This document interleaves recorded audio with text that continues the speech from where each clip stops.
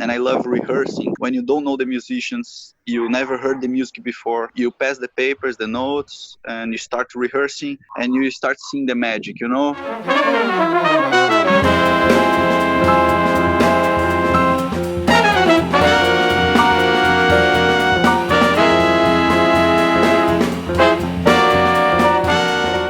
Well, Emiliano, thanks for joining me from Austria. Thank you for the invitation. Oh, of course. And yeah, thanks for answering these questions. So we'll start with the first question, which is, why do you have music in your life? This is a long and deep answer. Excellent. But I can start saying that music for me entering my life like accidentally, because I don't have musicians in my family. So I started listening to music actually a little bit late, like when I was 13, 14. And at that time it was only a hobby. So I started really to use my free time to do something fun, let's put like this. But with the time I really got very close to the instrument, to the guitar firstly. And then the magic happened when I started composing music. And then I had a lot of fun and a lot of pleasure when I could really put ideas on papers and on the paper, and then go to the rehearsals and see people interacting to each other and discovering things and being creative together and seeing the output, the outcome of something that I did alone in my room. And this motivated me a lot to keeping music and to study composition after. And when I'm composing, I really enter in composing or studying, practicing instruments. I enter in another mode of life. You know what I mean? Like in almost a meditative modus. So I lose control of time. I'm not hungry anymore. I forget about the world. So it gets me into this another level. Yeah. So you forget reality for a moment, and I think this helps me having a better life. I mean, a healthier life, if you know what I mean. Yeah. So it transports me to another reality, and this got very important for me. So when did you decide, or how did you start composing? Actually, I started composing from the beginning on. I couldn't play really guitar, but after I could play some chords and some melodies, it was like 4 or 5 months after playing guitar, started playing. Yeah.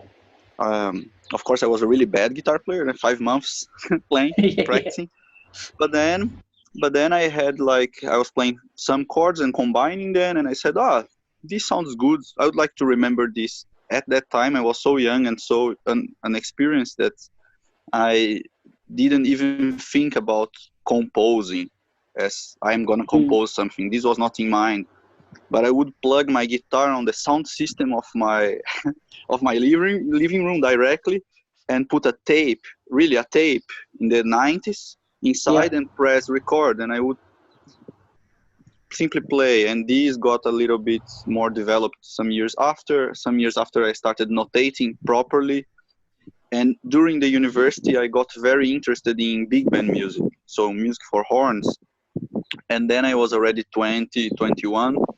With 23 I wrote my first music for violins. Everything was really only sketches and very basic. And after some years really reading a lot of books about it and trying a lot, and the results were horrible in the beginning, so I destroyed lots of things I wrote because they were really crap. And things get better. Things got better slowly. So it's really a matter of trying, error, reading about it, researching, trying again, writing new music, making shit again, throwing some paper on the trash, writing again. And then at some points you get it, or you learn how things work and things start improving, but it's a life process. So I'm still learning and still trying. Yeah, of course. So that brings us nicely to the second question, which is how do you make music? How do I make music? I mean, you mean the practicing process? or the writing process, or anything? Anything. Oh, you're so open. Yeah, of course. About my routine, I think I'm very happy with my routine nowadays, and I didn't have a good one, I think, until I moved to Austria, because I never studied composition before. When I moved to Austria, I was 27, and here I had deadlines. So I had, for next week, you have to bring a big band piece. In 2 weeks, you have to conduct the orchestra, and you have this. In 3 weeks, you have to do this. So I had to get things done fast. And then I started writing every day, 2 hours per day. And I got this routine, and I discovered that my body and my mind works much better in the morning somehow. Yeah. So I discovered that this works for me. I wake up, have some breakfast, and write 1-2 hours of music every day.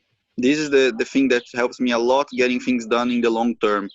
Nowadays I'm working on an orchestra project for my doctoral research, so every day I write 1 hour, 2 hours of music, get up and start writing after the breakfast.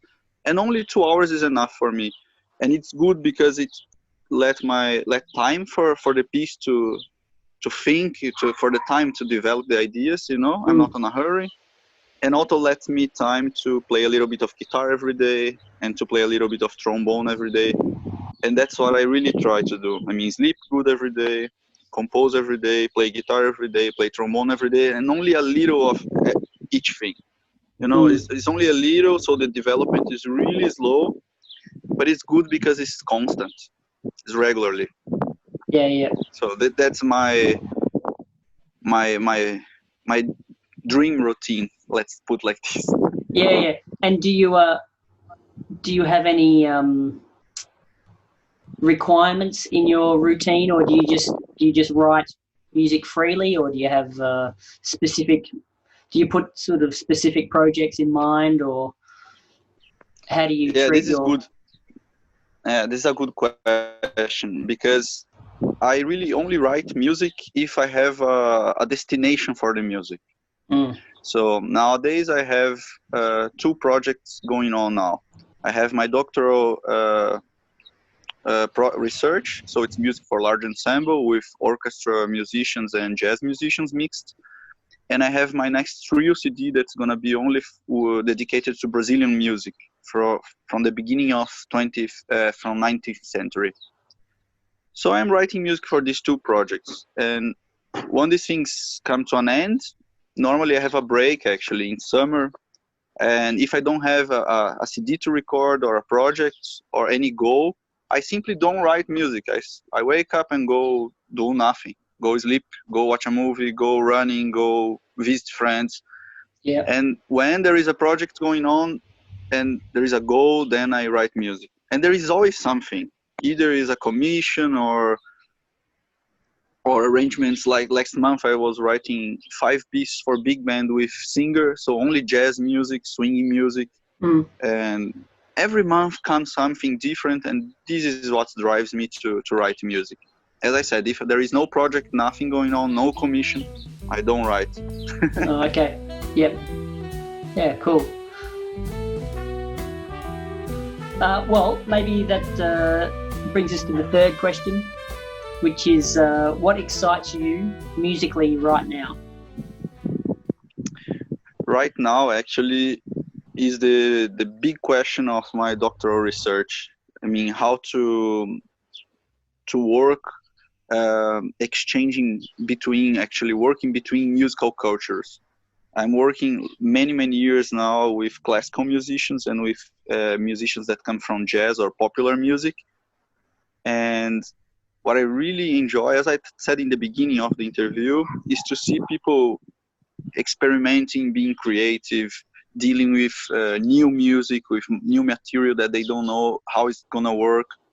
And I love rehearsing process. I mean, coming to the rehearsal the first time when you don't know the musicians, you never heard the music before, so you pass the papers, the notes, and you start rehearsing, and you start seeing the magic, how the drummer relates to the rhythm section, how the horns relate to each other, what's going on between the musicians, between the people, and how this human social dynamic develops. So this is one of the parts that's I like the most, to be honest, is the rehearsal process.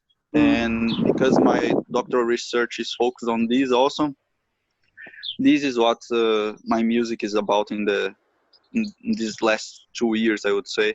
And this is what I'm trying to explore the maximum nowadays. I mean, writing music for example, for strings, and trying to challenge the string players in their traditional roles. For example, not having the concert master. Oh yeah. Trying to skip the role of the concert master, or trying to have improvisers inside the string section, the string orchestra, or trying to let spontaneous decisions to be made during the performance, etc., etc. And I'm experimenting things with human beings. What is nowadays almost impossible because we are in Corona times. So yeah. How are you dealing with this now? Is the project sort of on hold, or? Yeah, now I'm composing music. So anyway, now is the time for me to compose, because next year we are reading the music, performing and recording in March. Oh, okay. So I'm not on. It's not so bad for this project specifically. And my trio, we are doing for the first time a recording that is not live, but it's split. We had already some arrangements, so we are recording guitar and bass at home. We send to the drummer per internet, and the drummer records the drums on the top of that, and he sends it back. Then sometimes we have new ideas and we change little details on the arrangement, so we record it again and tell him, hey, we changed this and that, and then we send it again, and he has another idea, so he changes things on the top of the new version. Awesome. And we go exchanging files, going back and forth until we are all happy and say, wow, this arrangement sounds great. It's a strange process, but there is the advantage of having time to think. So in the rehearsal, things are done very fast and in the moment. And with this process, you can listen to the things, you can think alone, and you can really make a relaxed decision, let's put like this. So there are advantages in both ways. Yeah, of course. Well, I look forward to hearing all these new projects.